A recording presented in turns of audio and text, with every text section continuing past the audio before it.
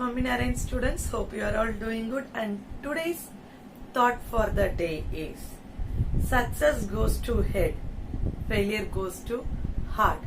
That means when you are getting success, we will be in that situation. We got success, we had gained something, and we will forget everything. But failure happens, we will be thinking that why it happens, what is the fault, I have given every effort, why it happened. There it goes to heart. Okay student, with this thought let's start today's class. Last class student we had learnt about the edible parts of plant and edible parts of plant, and today's part we are going to see about the sprouts that we are getting from the seeds, pulses and the seeds. Pulses mostly we are eating the sprouts. What is the sprout? What is mean by sprouts?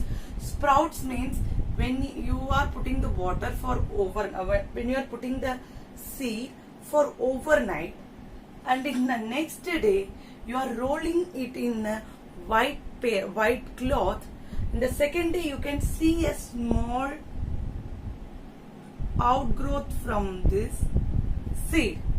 This one is called sprout. This one is called, the small white outgrowth is called sprout, and this sprout is very nutritious. Nutritious means it contains more protein. Understood? And it is very helpful, healthy for our body. Understood? This one we are calling it as sprout or sprouted seed. So seed gives sprout, then we are calling it as sprouted seed. Now we are going to learn about the honey. Everyone knows that honey bee gives honey. Honey bee is making honey. How they are making the honey? In flower there is a fruit, there is a sweet juice. The sweet juice present in the flower is called nectar. The flower sweet juice present in the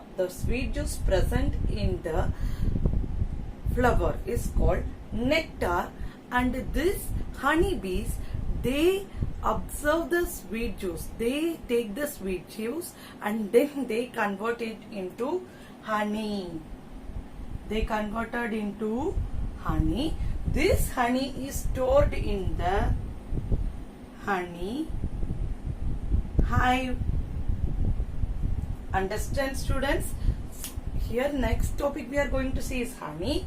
Honey, how it is made? It is made by honey bee from the sweet juice present in the flower. What is the name of the sweet juice? We are calling it as nectar. This nectar is converted into honey by the honey bee and stored in the honey hive. Understand students? Now next topic we are going to see about the different food habits of the animal and how we are calling according to their food habits. Okay? Different animal eat different types of food. Most of the animal they depend upon plant, and some they depend upon the other animal, some they depend upon both the things, plant as well as animals. Okay, so in this topic we are going to discuss about what are the different types of animal and how we are calling them. Here, according to the food habit of the animals are classified into herbivorous, carnivorous and omnivorous. Herbivorous means here herbs, it relates to plant. We all know that herb is a plant. Vorous means nutrition. Vorous means nutrition. Okay. The animals that obtain nutrition from the plants are called as herbivorous. In a simple definition, we can say that animals that eat plants are called as herbivorous. Example: cow, sheep, goat, rabbit. They are herbivorous animal. Understood? Then comes carnivorous. Carnivorous means these animals have a special type of teeth. Here you can see that animals like lion, tiger, they are having a canines. Understand? That relates to, that is helpful for tearing the flesh. Understood? So this carnivorous animal eat flesh. Carnivorous means flesh eating. Nutrition, they will get nutrition from the flesh, other animals. So what you will say? The animals that eat other animals are called as carnivorous. Example, lion, tiger, cheetah.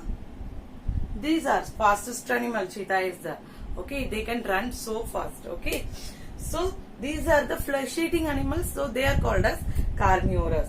Now comes to omnivorous. What is mean by omnivorous? Omni means both. Omni means both. That means the animals that eat both plants as well as animal are called as omnivorous animal. For example, human being, cat, crow are the example of omnivorous animal. Understood, students? And here comes the end of this chapter, food. Where does it come from? So what are the things we had learned in this?